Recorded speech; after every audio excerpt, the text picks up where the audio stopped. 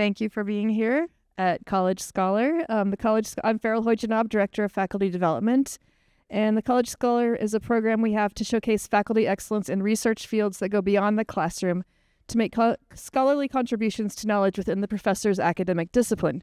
And in this case, the professor's academic discipline is a little bit difficult to pin down. Dr. Deb Williams is a professor of biology and environmental science, chair of environmental science and sustainable agricultural department in our College Now liaison. And I was looking at her CV and counted maybe 9 degrees and 1 in process, another doctorate. The most recent of those is a PhD in cultural anthropology from KU from December of 2023. So thank you for modeling lifelong learning. And ready? All right. Well, welcome everyone, and thank you, Farrell, for the nice introduction. I had a lot of fun with this presentation. Well, let me just kind of get started and I'll tell you why I had so much fun with it. But I'm going to be talking about enhancing artificial intelligence with Indigenous wisdom, and this is Indigenous Peoples Day. So, appropriately, we should begin with a land acknowledgement. So I acknowledge that I reside and work on the traditional lands of several Indigenous nations. I acknowledge their painful history of colonization. I honor and respect their connection to this land and their ongoing contributions to our shared experience. And I recognize and support their rights as Indigenous peoples. I further recognize and accept my responsibilities as an educator, scholar, ally, and advocate to create opportunities for Indigenous voices, to oppose efforts to silence them, and to provide a welcoming space where Indigenous peoples feel a sense of belonging and empowerment in my classrooms. So I'll be giving 2 College Scholar presentations this week, as you know. Both of them are based on publications. So the sites to the publications are there. The titles of the talks are the same as the publications. But I've themed this year's College Scholar set, I guess, around the theme of culturally responsive pedagogy. And the Thursday talk in particular will have a lot of examples of that. But even today, I think you will probably leave as an educator and students, perhaps you will be inspired by some of what I will be presenting as it applies to your educational pursuits. So I thought I should provide a presentation agenda because of course I have one, and maybe you've gleaned some of that from the land acknowledgement. This presentation, as I mentioned, is derived from a published paper by the same title as is the one on Thursday. An expanded version is contained within my doctoral dissertation and a subsequent book, visual aids. My discussion is not about the technology of AI per se. That is not my discipline area expertise. However, the co-author of this paper, who I vetted a lot of my ideas with, has a double E degree and is a patent attorney and has been working in patent law for the last 24 years. So the technologically relevant aspects of the paper and the presentation have been reviewed, let's just say, by someone who is an expert in that field. But my contributions are largely a discussion of the philosophical considerations related to AI programming. And my agenda really is to talk about possibilities and to underscore the power of multidisciplinary thinking and worldview integration, in this case, within AI, which presently, as I argue in the paper, is a quintessential expression of the Western scientific worldview. Now it's time for some definitions. So intelligence, interestingly enough, as well as wisdom, you would think that these terms are, so often used that you would find a really crisp, easily findable definition. Not so much. So like most academic work, I had to operationally define intelligence and wisdom for the purpose of my paper and also my presentation. So I define intelligence operationally as the general ability to understand relevant information and apply that understanding to achieve a goal. Included in this, of course, is an acknowledgement of the concern that behaviorists have that unobservable mental phenomenon, such as understanding, can only be confirmed when manifested through observable behavior. And I'll say as an aside, that concern is also one that the curriculum committee has. If you use the word understand in your student learning outcomes, you might have to revise, because understand is not something that can be easily measured. So intelligence, again, this is an operational definition for the purpose of this presentation and the paper that it's derived from. Artificial intelligence, in the broadest sense, is intelligence displayed by artificially constructed machines, in contrast to natural intelligence, which is displayed by naturally occurring organisms. For wisdom, I opted to use the right use of knowledge because it invokes a broader normative goal-questioning aspect than a mere goal-fulfilling intelligence. So operationally, I define wisdom as the ability to determine whether a goal is ethical and what path to achieving a goal is ethically preferable. For artificial wisdom, you'll hear me say pretty soon that this is a relatively new concept. But Wu and Wu offers something that I thought was intriguing within the corporate world. They characterize artificial wisdom as big wisdom. And the way they state it is seeking to synergize human intelligence, organizational intelligence, and then integrate that with big data. So the way I translate that is it's really employment of operational or organizational specific knowledge to enhance the application of AI in achieving user-specific requirements, which is, of course, context-specific. Programmed AW, or artificial wisdom, which you'll find is the current status of artificial wisdom as much as artificial intelligence, I argue, is an essential component of AI for evaluating goals that we set for it and choosing the most broadly acceptable right way of accomplishing those goals. Different cultures, of course, have different notions of wisdom, which further complicates my search for an effort to find a single definition. But it does, however, provoke consideration of the possibilities that I'd like to explore, both theoretical and practical in nature. So AI. AI as a category encompasses a variety of technologies which model human learning and decision-making behaviors.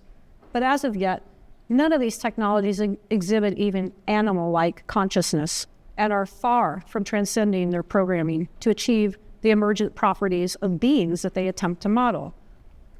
So the language in the literature is weak and narrow. So the current or weak or narrow form of AI is by itself fundamentally a data and analysis tool, a means to an end. This does nothing more or less than its programming instructs it to do. AI has no values or goals of its own. It simply follows the values and pursues the goals provided to it by its programmers. Artificial wisdom, on the other hand, as I mentioned, we've only begun to consider. It's an essential complement, in my opinion, to potentially make AI a better tool and eventually perhaps even more than a tool or an end in itself. But at least for now, artificial wisdom must also be programmed and therefore similarly reflects only the wisdom of its programmers. I had to put a quote by E.O. Wilson, who's one of my intellectual heroes. This is a quote from Constitutes, which I gave a great books talk on. We are drowning in information while starving for wisdom. Which leads me to this idea of worldviews. Value judgments about the positive and negative effects of AI necessarily reflect the perspectives of particular worldviews. Worldviews are defined by ontological, epistemological, and analytical positions. And I cite a different paper that I co-authored that talks about worldview considerations as it results to the study of metaphysically inclusive peoples like Indigenous peoples. And that is a piece of my dissertation. They therefore shape how we engage in our lived experience, worldviews that is, shape how we engage in our lived experience, including informing the concepts of relations between and rights and obligations towards self and other.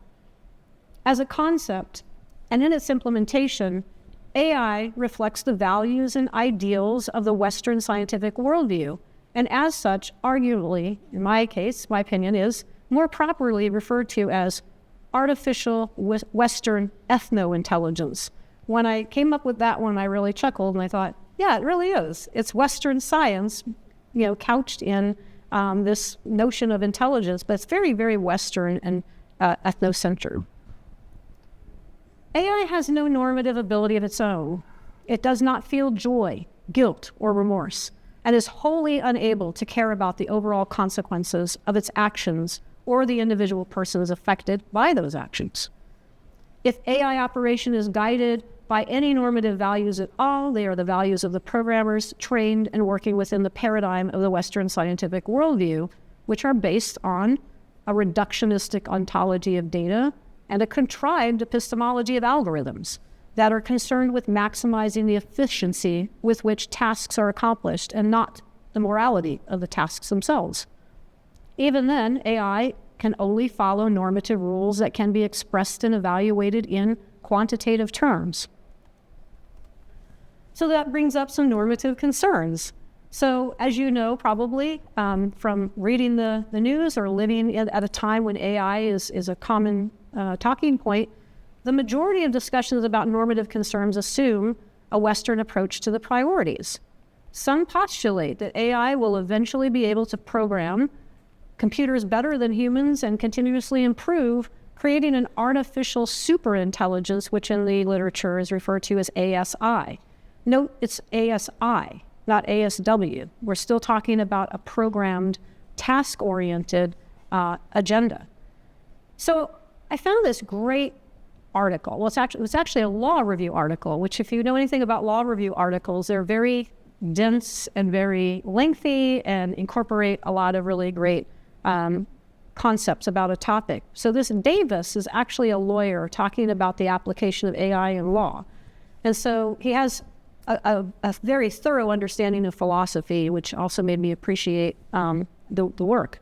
So Davis argues that humans will be forced to cede the realms of description and prediction. That's the worry. And one of the concerns is if we actually get to a place where computers can self-teach and improve, then perhaps they will take over, they will prevail in the realm of description and prediction. But Davis further posits that even if AI prevails in the descriptive realm, it will likely never make progress understanding normative values because it operates from a third-person scientific perspective and is incapable of developing a first-person, i.e. consciousness, necessary for making value judgments. AI may never develop a sense of self. Importantly, many of the aspects of human experience associated with our species, Homo sapiens, which by the way translates as wise humans, do not have analogs in the world of machine intelligence. While moral claims may be statements of preferences, disembodied preferences do not exist.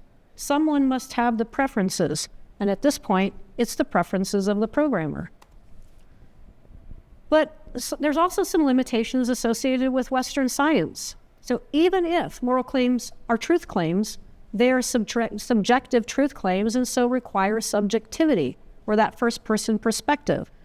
And the phenomenon associated with first-person perspectives include consciousness and free will and the united self. The scientific worldview can offer an account of those phenomena. They cannot offer an account of those phenomena capable of explaining and guiding first-person decision-making.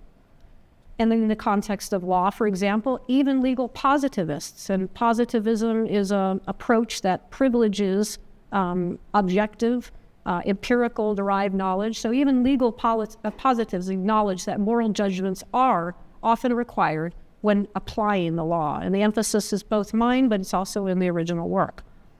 So to make legitimate and wise moral judgments, one must be subject to the same judgments, but moral judgment applies only to conscious actors capable of moral agencies.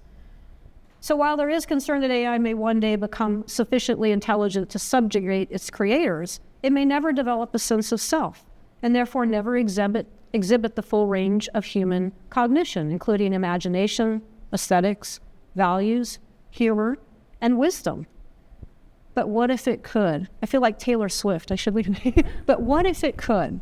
Well, my co-author and I contemplate that in a different paper. And it was actually his idea. Like, let's think about the possible world where we have AI entities that are persons that we can reason with. And I'll come back to that in a moment. So the site's there if you want to take a look at that piece. I want to transition now into indigenous perspectives. And so Vine Deloria Jr. States this: Western civilization unfortunately does not link knowledge and morality, but rather it connects morality with power and makes them equivalent. So chew on that for a while as I talk a little bit about wisdom and worldview in general, and then I'll transition into worldview wisdom as it relates to indigenous wisdom. So some of you I know are familiar with the Izot problem. Maybe a lot of you are, I hope so. So I'm talking about now distinctions between scientific approaches, descriptive approaches, and you've already heard me use the word normative. We'll get to that in a second. So while descriptive information is necessary to inform decisions, no amount of description or descriptive data by itself can determine what ought to be done. The is-ought problem wrapped in a nice little sentence.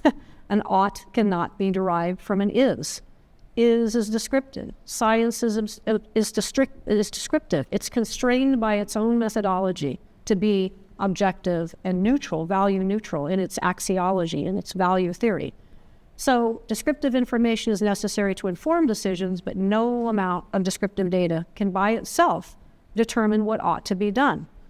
Currently, AI appears to operate purely within the scientific worldview, and morality is not directly discernible from scientific perspectives.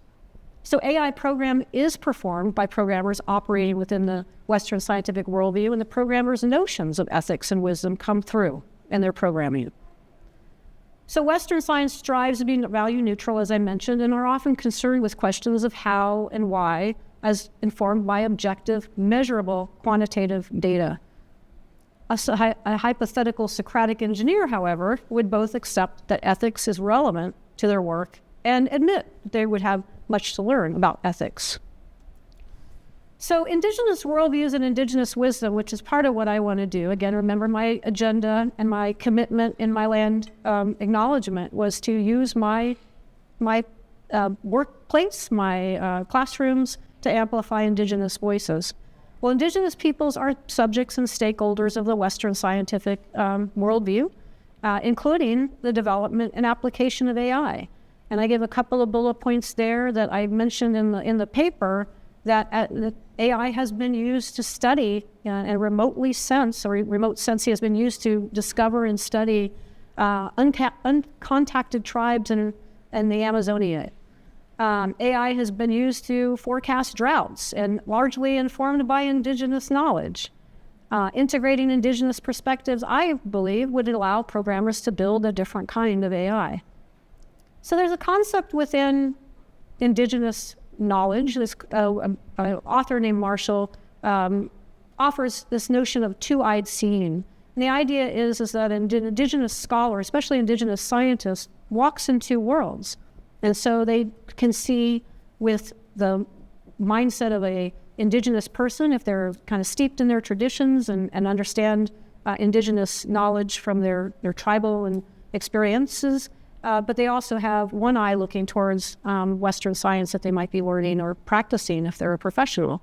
So what if you think about a two-eyed seeing concept as it applies to AI? And Marshall recently wrote about this as well. So the concept is seeing with one eye that best incorporates the indigenous ways of knowing, and through the other eye, the best of Western science as it applies, again, to what's the program goal. So indigenous ontologies acknowledge kinship, networks, and that extend to animals and plants, wind, rocks, mountains, oceans. Like many indigenous peoples, the Navajo, people recognize and honor their reciprocal responsibilities to the universe as a whole that sustains them, which is reflected in their life way, Hozho, which has been described as a form of cultural wellness wisdom, where the health, beauty, happiness, and balance are inseparable. So honoring relationships is fundamental to indigenous peoples and respects this interconnectedness between individuals and the environment, family, community, tribe, people, and the world, all living creatures, nature, and the universe. So this is manifested by respectful thought, speech, and behavior. It's both it's not both, but it's a path, a process, and a journey. So I mentioned Hozho in the descriptor of the proposal for this talk. It's the featured indigenous intelligence, indigenous wisdom that I offer in the paper. But through my doctoral dissertation, I interviewed a couple of Native Hawaiian scientists and came across another term that was not featured in the publication because the publication came before the dissertation, but it is incorporated in the dissertation in the book. So Indigenous peoples are subjects of AI and stakeholders in the development and its application. You just saw the couple of examples that I gave earlier, but there are many more. But so their perspectives can, and I would argue, should be used to improve it. So for example, the Navajo way of life, Hozho, involves the normative values and goals of harmony, balance, interrelatedness, and connectedness. Hozho and other Indigenous concepts like the Hawaiian concept of Pono are potentially paradigm shifting additions to AW or artificial wisdom and can greatly enhance their usefulness and overall benefit in applications of AI. But given that AI is but the latest and perhaps the ultimate colonial imposition on Indigenous peoples, incorporating their perspectives could also be an act of decolonization, which was my contribution to the ontology paper that where we explore the possibilities of expediting personhood development in AI.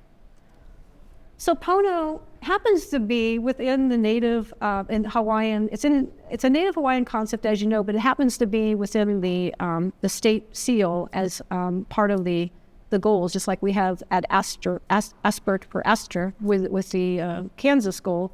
The Native Hawaiian Indigenous worldview contains similar wisdom reflected in Hozho and illustrates commonalities across, I think, if you start looking at some of these kind of comprehensive life ways, you start to see some similarities between worldviews so that you can look at those similarities and talk about, and I do this a lot in my other writings, an Indigenous worldview, singular.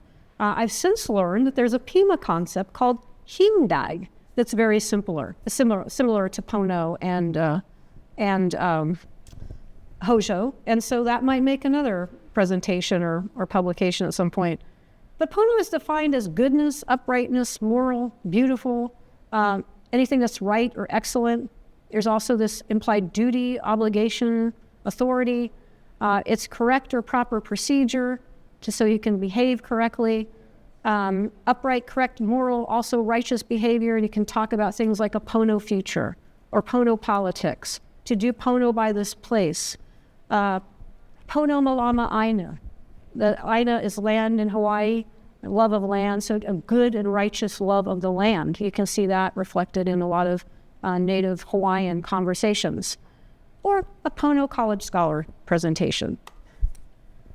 So to recap, the current narrow or weak form of artificial intelligence is by itself fundamentally a data analysis tool and does nothing more or less than the programming instructs it to do. It has no values or goals of its own. It simply follows the values and pursues the goals provided by its programmers. Artificial wisdom has the potential to make artificial intelligence a better tool and eventually perhaps more than a tool. But at least for now, artificial wisdom must also be programmed and therefore similarly reflects only the wisdom of the programmers. So of course on my drive up here, and I'm not a programmer, I was thinking about what this might look like. How do you program wisdom? It has to be at the beginning, embedded within the goals themselves. And if you are, and I was thinking of a good environmental application, if I am a white, male, capitalist, maybe timber harvester, and I am instructing my programmers to program my timber harvesting machine to maximize efficiently the harvest of timber, that reflects an end result and also a Western-driven value. Efficiency matters. There's a goal in mind. This is a perspective that might be offered by that stipulated set of conditions. But if I was a Native Hawaiian or a Navajo programmer who has a life way that is Hozho or Pono, maybe I would opt in my programming goals for something less efficient, but more environmentally friendly or more holistically accomplishable. And so you can see how even something that seems out of reach with regard to, an objective coding structure could actually be embedded within, but you have to do that from the starting place.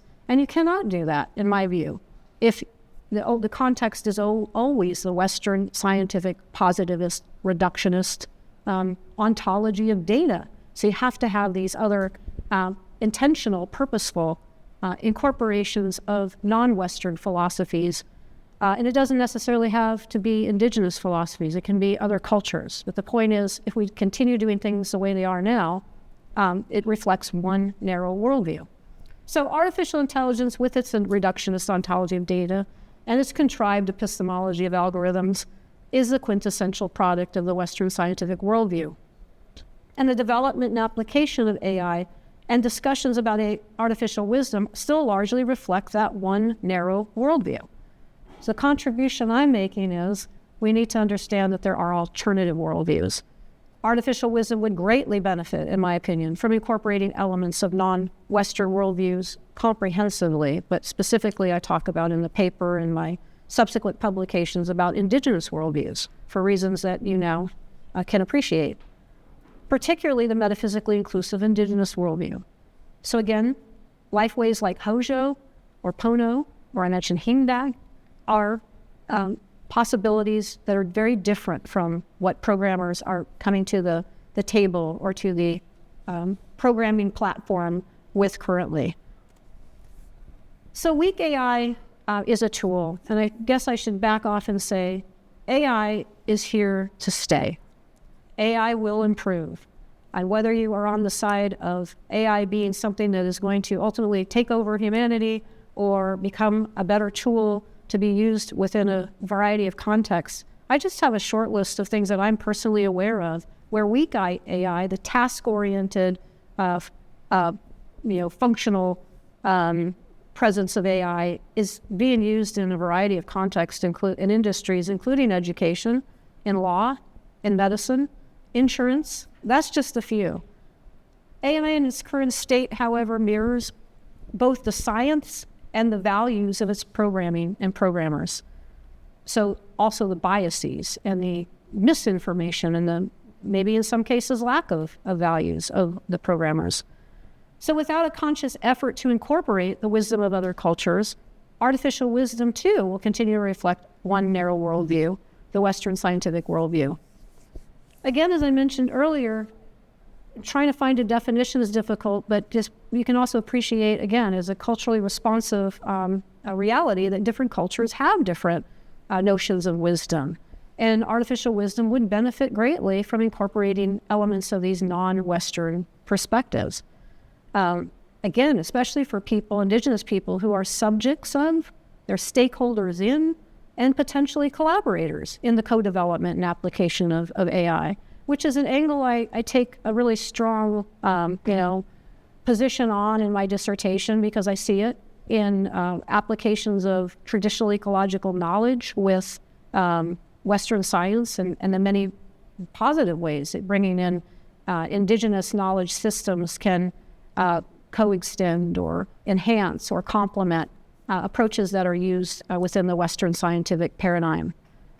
Hozho and Pono introduced the values and goals of harmony, balance, interrelatedness, and connectedness, which are distinctly different from the Western scientific paradigm.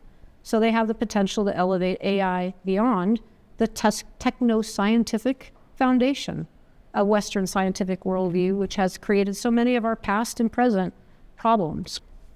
So here's a list of the references that I pulled from this presentation. And with that, I will take questions. I will. Oh. Thank you, Danny. I will say that everything I publish, I try at least to publish in open source journals. I retain the copyright so I can have multiple uses of them, I suppose, without paywalls and such.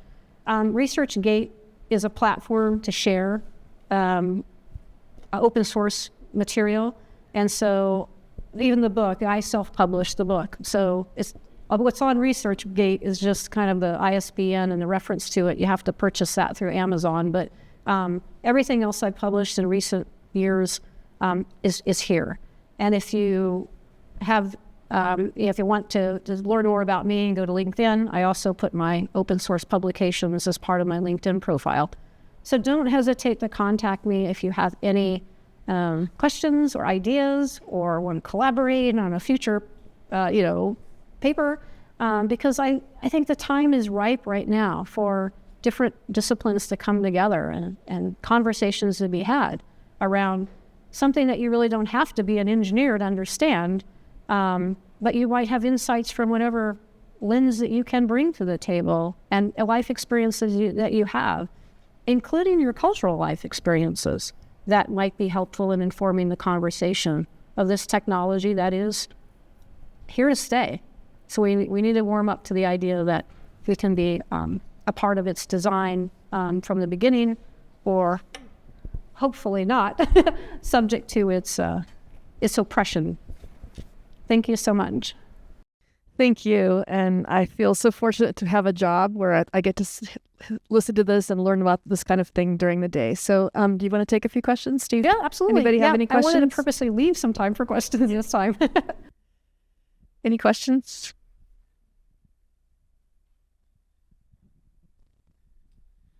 So this is really just giving you a chance to riff on a slightly different take here.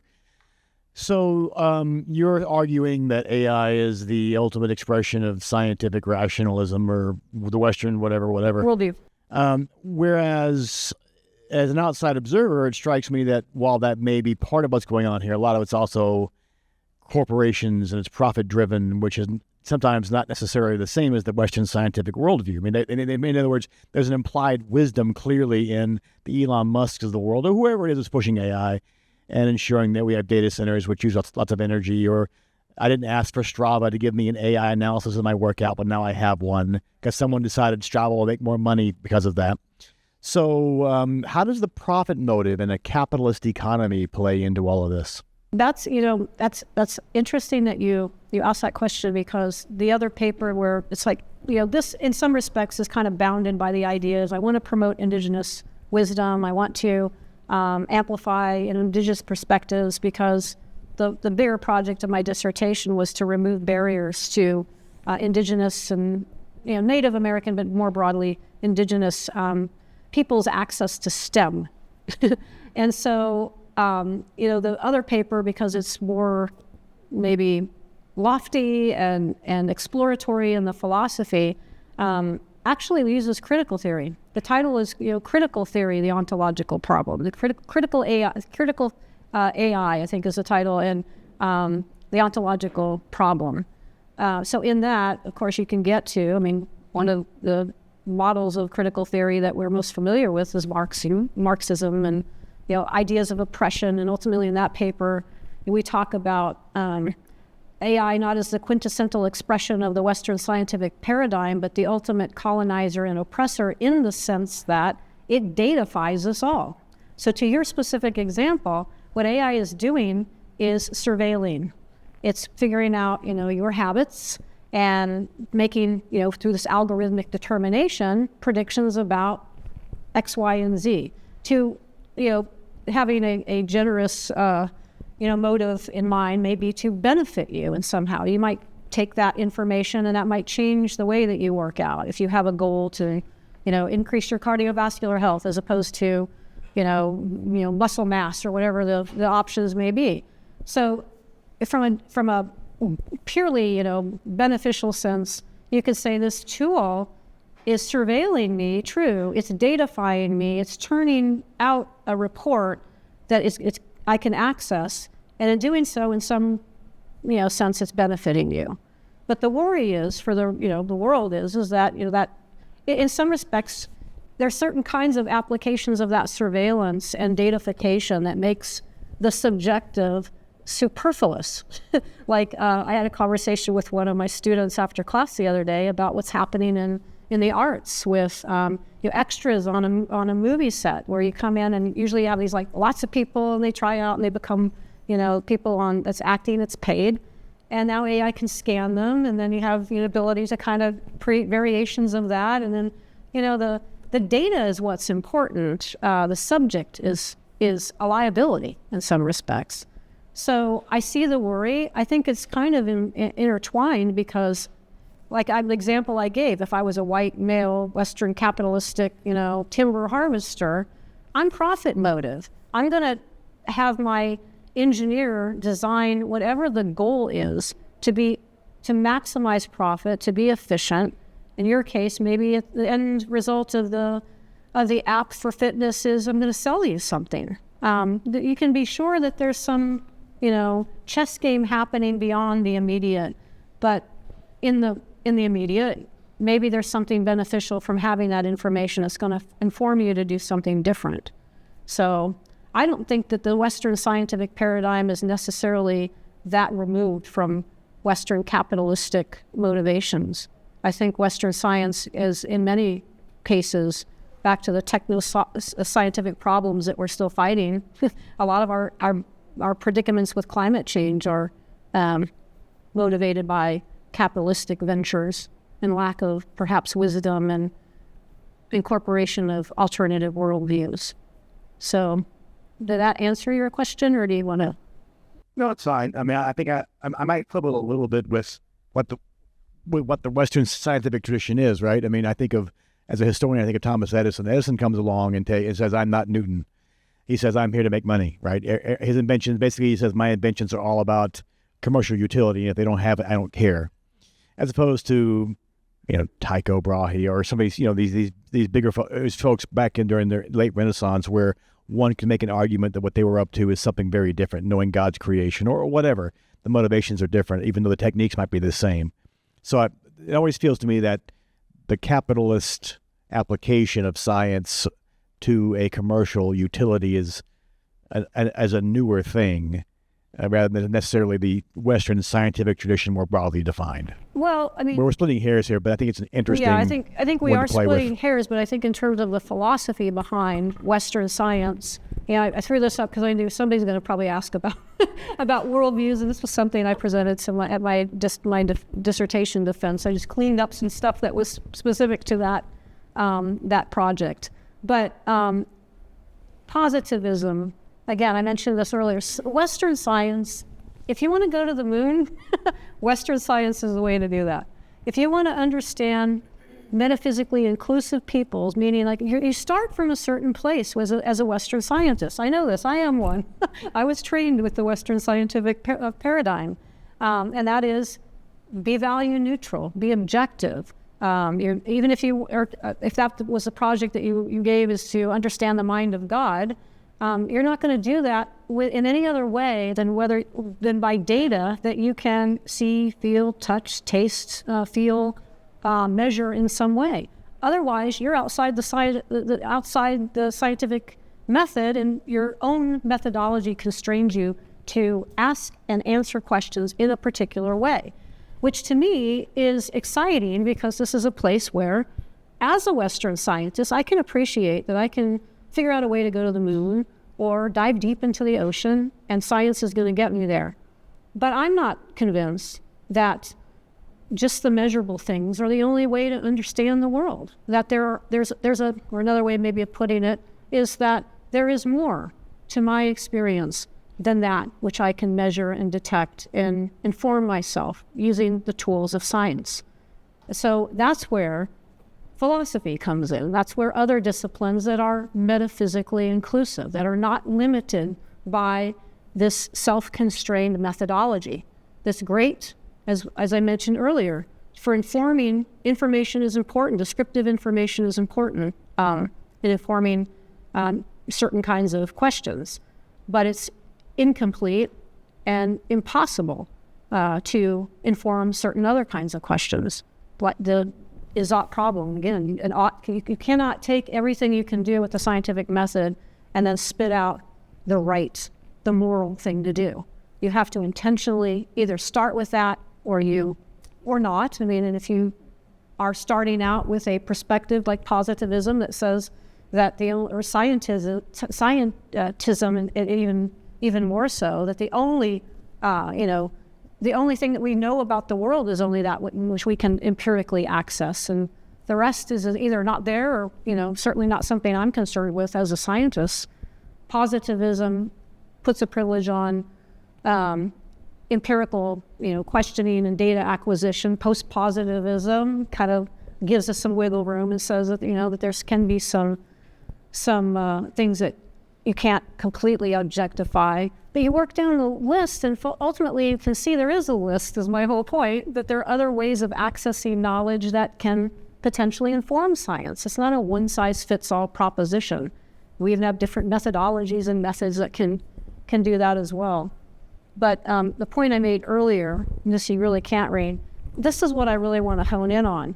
Western science is, the proposition is that research can be free from normative influence or value free, and the purpose of research is to establish generally applicable theories of cause and effect that can be used to reliably predict future outcomes. It's very bracketed, very constrained by a particular approach. So I should define these ontologically, nature of being. So for the positive paradigm, there is an independent and objective reality that can be known. That's a starting place. Epistemologically, how do we know what we know? So knowledge is a statement of belief that can be empirically tested and verified or falsified. Axiologically, that's value theory, this is morality. Research should be free from that. So the axiology of sciences is you have to be neutral in terms of your value. And I'm saying very, definitively, right up front, that I don't think that's the way we should go with AI.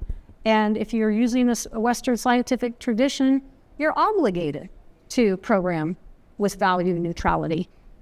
You're not constrained if you're using indigenous ways of knowing. So anyway, hopefully that helps. Very interesting.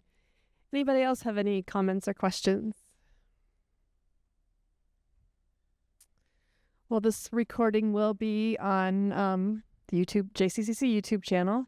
And I do urge you to come to Deb's second talk on Thursday at 4:30 in the Hudson Auditorium entitled Japanese Poems with Strong Nature Themes as a Tool for Environmental Education. So hope to see you there. Thank you for coming.